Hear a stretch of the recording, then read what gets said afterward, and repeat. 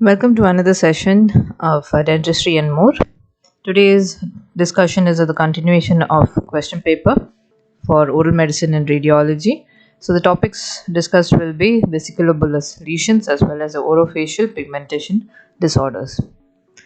So under vesiculobullous disorders, the long essay question that is frequently asked are the classification of the vesiculobullous lesions of the oral cavity and followed by the explanation in detail about Pemphigus vulgaris. So this classification is given in the textbook of oral medicine by Rivkiron Ongol itself, where he has explained it, the classification based on the clinical presentation, followed by histopathological classification, and then whether the lesions are infectious or non-infectious. When asked question related to any of the conditions or any of the lesions, always follow this protocol. That is, you have to start off with a brief introduction of what is the lesion, then speak about the etiopathogenesis, then the clinical features, and then investigations and management. That is how you should do a framework for any of the lesion questions when asked. So when you're talking about the Pemphigus vulgaris, we start off with what is a disease. That is, it's an autoimmune disease which is caused by the intraepithelial blister formation due to the breakdown in the intercellular adhesions. That is nothing other than the desmosomal attachment is being detached. So in that you see that the desmoglein 3, that is a protein that is leading to the binding of the specific immunoglobulin G antibodies to that antigen, that is desmoglein 3, in the epithelial cell membrane. So that is how it leads to the desmosomal detachment. And then you can explain about the etiopathogenesis with a diagram that is seen in this textbook called Oral and Maxillofacial Pathology by Neville itself. They have beautifully explained it with a pictorial representation as to how the intercellular as well as the intraepithelial and subepithelial detachment is occurring. So in the Pemphigus vulgaris, as they state, it is within the desmosomes itself that it is being detached with the help of the desmoglein 3 protein, which has been involved in the case of your Pemphigus vulgaris. So moving on to the clinical features, you can state that it is a blister-like lesions are seen. Once the blisters are being ruptured, it leads to ulcerations. So there are superficial blisters and chronic ulcerations that are seen, and the common sites of the skin when involved, it's found to be the groin, scalp, face, neck, axilla, genitals, nail folds are being involved along with the oral lesions. But once they start off, when it hits off the lesion, it begins with the oral manifestation followed by the skin lesions. So when you see in the skin, it is always a bullae formation that is seen. You must know what is the definition of bullae, and all these definitions, that is what is vesicle, what is bullae, what is papule, what is macule, all these kind of lesions that you have to know the definitions, that you can go through in the chapter of ulcerative vesiculobullous diseases in Burkitt's itself. The second page itself, they have explained around 10 to 12 definitions in regard to what are these. So have a read about it, so that even during exam times you can explain what is a bullae. So if you asked what is bullae, it is nothing other than blister filled lesions which is found to be more than 1 centimeter in size when it comes to the skin, and it's found to be 0.5 centimeter in diameter in cases of the oral mucous membrane. So moving on to the Pemphigus vulgaris itself, the clinical manifestations, you can say that there's a bullae over the skin. There is a fluid in the bullae which appears to be clear at the first and later becomes hemorrhagic or even seropurulent. So the two signs that you should know is about the Nikolsky's sign as well as the Hasbo-Hansen sign. Nikolsky's sign, again, it can be asked as a short note itself. They can ask this question, what is Nikolsky's sign, or even they can ask you what is Hasbo-Hansen sign. So you have to know what is it. Nikolsky's sign is nothing other than, it is when you apply pressure, that is a lateral pressure is applied over to the angle of the normal dermis as well as with the bullae. So once you apply a pressure over there, that is a lateral pressure, you can see that there is a peripheral extension of the bullae towards the normal tissue. So that is when you see that it is found to be a positive Nikolsky's sign. And Nikolsky's sign, the name is given by the German dermatologist. Under his name is Nikolsky. So when he did a thesis study entitled related to the Pemphigus foliaceus, he found out this kind of a phenomenon, that is the Nikolsky sign has been invented back then. It was indicated just to differentiate between the intraepithelial from that of the subepithelial formation. So in intraepithelial lesions, when it is found to be more positive when compared to the subepithelial. So Nikolsky sign is found to be positive in the intraepithelial lesions such as that of your Pemphigus vulgaris. Now coming to Asbo-Hansen sign, it is nothing other than a bulle spread phenomenon. So when you're trying to apply pressure on top or on the center portion of the bulle itself, you can see the peripheral extension of this bulle to the normal tissue surface. So that is when you see that Asbo-Hansen sign is positive. Now coming to the oral manifestations. In oral manifestations, as I've earlier mentioned, it appears first when compared to the other skin lesions. So once it is appearing, it is found to be affecting the buccal mucosa, gingiva as well as the palate. And other symptoms that you can see for the patient is the hoarseness of the voice and dysphagia. And there is found to be a bulle with a non-inflamed base which immediately ruptures to form a shallow ulcer. So coming towards the management of Pemphigus vulgaris, when it comes to management, we can state that you can prescribe corticosteroids as such, or even 2% protein hydrochloride is being given, and then you can go for, when the patients have a discomfort or malodor, you prescribe chlorosine mouth rinses. And for painful ulcers, we give a topical application of xylocaine itself. There's a local anesthetics that can be prescribed for such patients, so as they can engage with other functions such as that of eating as well as swallowing and all. So for that purpose, you apply the topically xylocaine. And for eroded and crusted skin lesions, you can prescribe this 0.01% of potassium permanganate solution or 0.5% of silver nitrate solution has been applied over the skin lesions itself and bathed through. Then if you're prescribing the systemically, we prescribe corticosteroids such as that of prednisone can be prescribed, and sometimes we give a pulse therapy, that is adjuvant therapy along with the cyclophosphamide.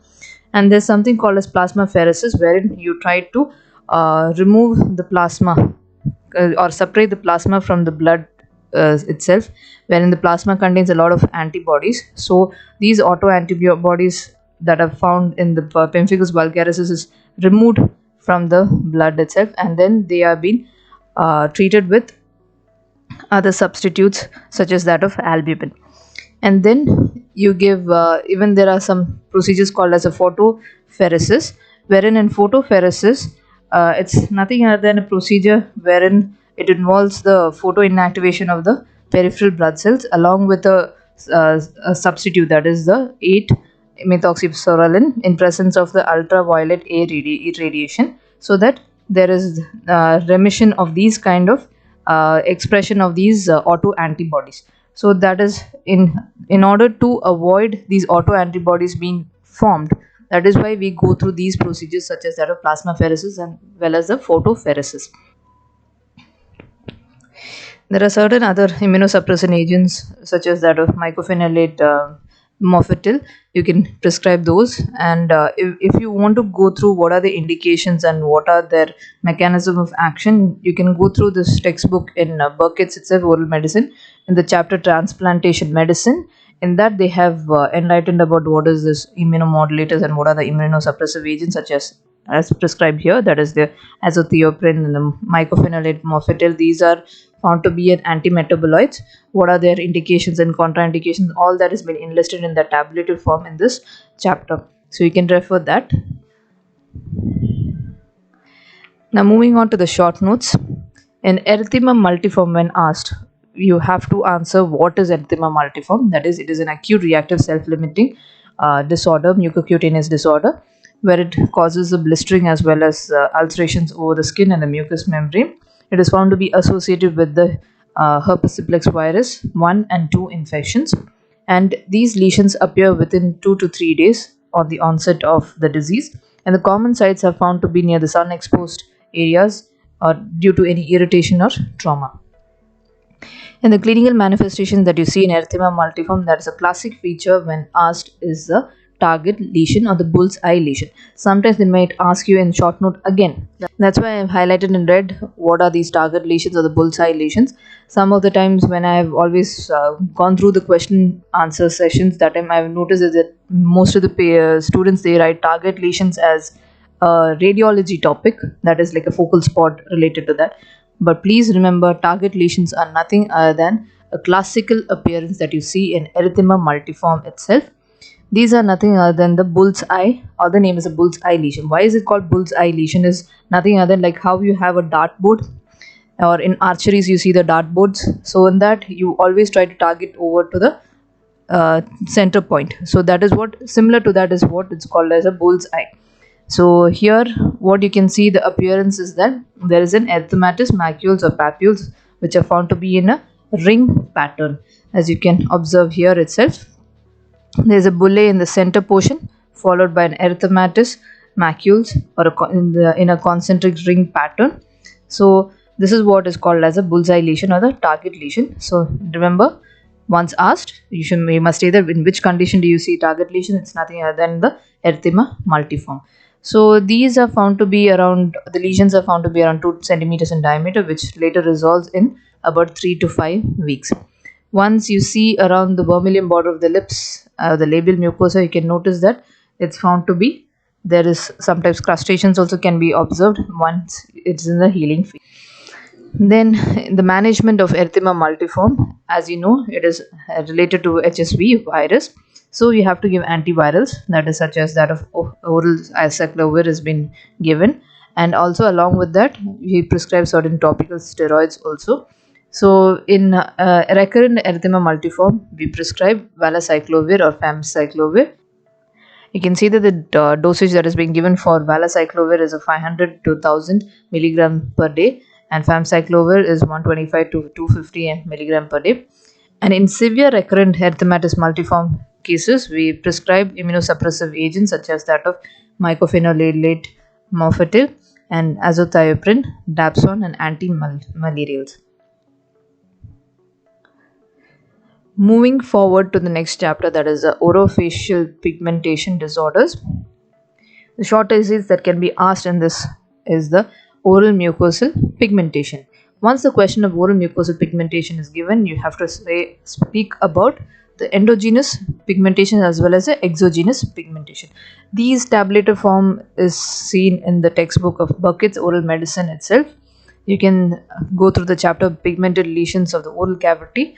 In the tabulated form, you can say that there is endogenous as well as the exogenous pigmentation. In the endogenous itself, they have mentioned what is the reason for the such source, that is what are the causes or the etiology behind it, and cited with examples for each.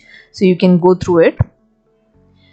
And again, a short note question that is asked is the endogenous pigmentation of the oral cavity. So you can go about through this table, again referred in the Burkitt's Oral Medicine textbook itself. So the most important question that can be asked under this topic is the malignant melanoma. So it can be asked as a long essay itself, wherein you can start with the classification of what is the oral pigmentation, and then followed by in detail you have to speak about malignant melanoma. So once this question is asked, this is how you go about for malignant melanoma. You start off with the etiopathogenesis. What are the etiological factors that can lead to malignant melanoma? These are the listed etiological factors, that is the environmental as well as the genetic factors, and followed by the pathogenesis. So the pathogenesis, which was given by the Clark and his workers in the year 1975, he documented there are two phases in the growth of melanoma, that is the radial growth phase as well as the vertical growth phase. So the radial growth phase, as the name suggests, radially it grows, that is laterally itself, which is confined to one layer or the epidermis itself, one of the layers of the epidermis, wherein it spreads laterally or radially. So that is when you say that there is a radial growth phase. And then goes to the vertical growth phase, wherein suggests that the neoplastic cells, it populates towards the underlying dermis itself. It goes from one layer to the next layer itself. So there is a vertical growth phase experienced in such case scenarios. So in such cases where there is a vertical growth phase, it is stated that there is also metastasis, that is possibility of metastasis is occurring at that point of time, and also there is an increased virulence of the neoplastic cells, which can lead to a decreased host cell response as well as a combination of both of them. Most of the melanomas do not have both growth phases, that is the radial as well as the vertical growth phase.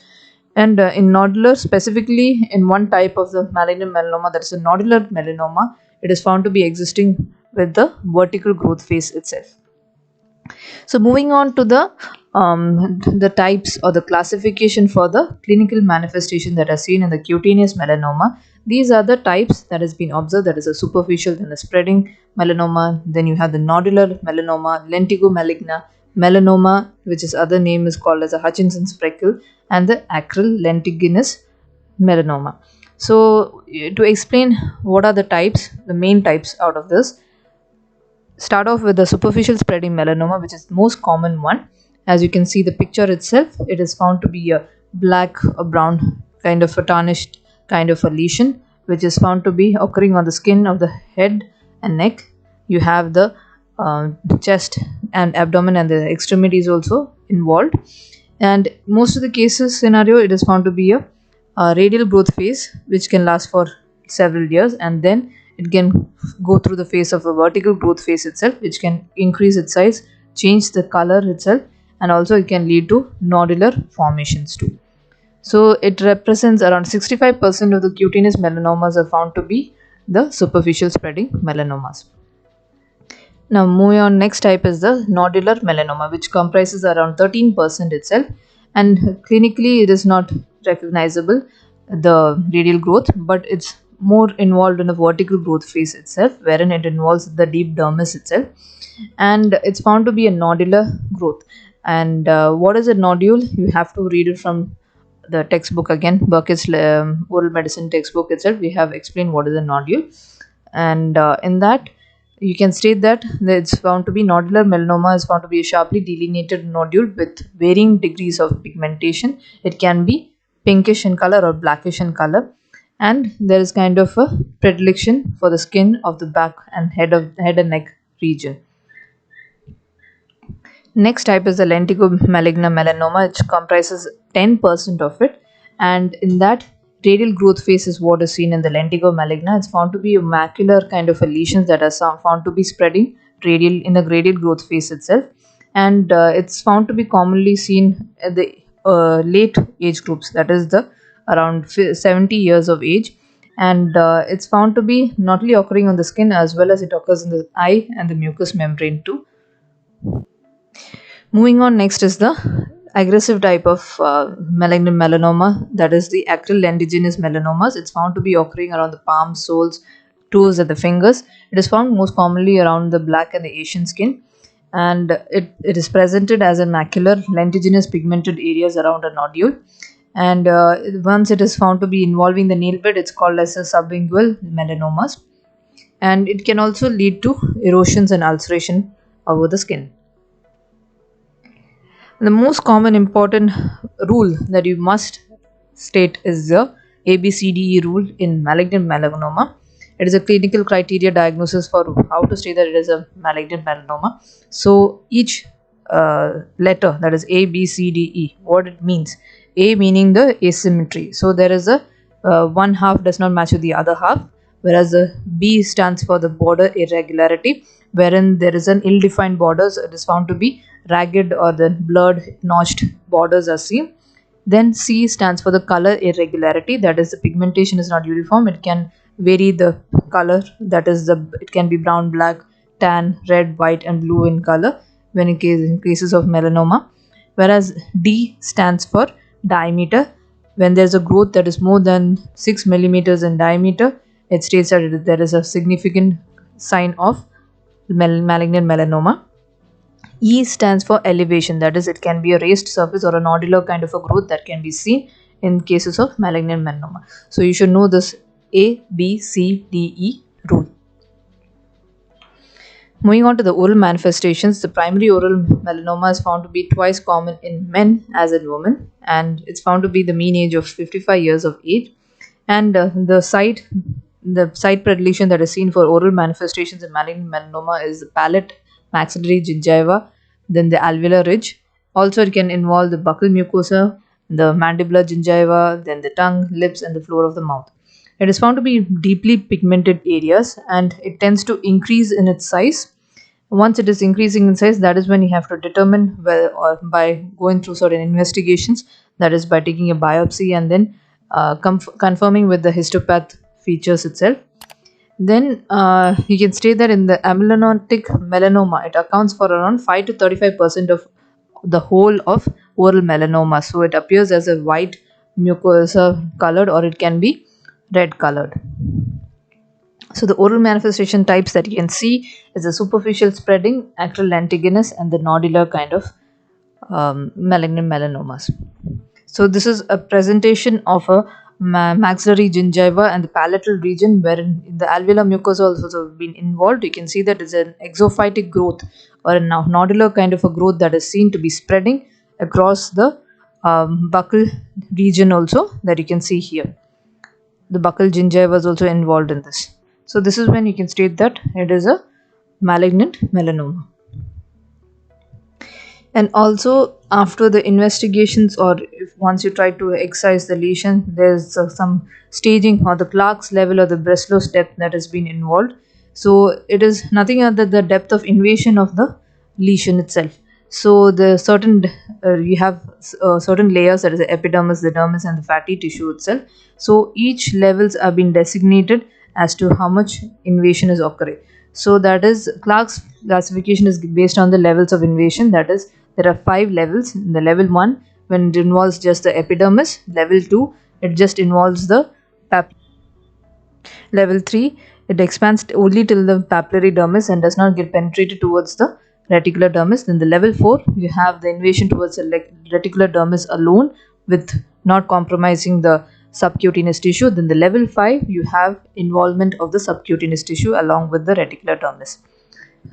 Then you have the next, Breslow's level of invasion, which is the depth of the invasion. It is also tallied with the TNM staging of malignant melanoma cases.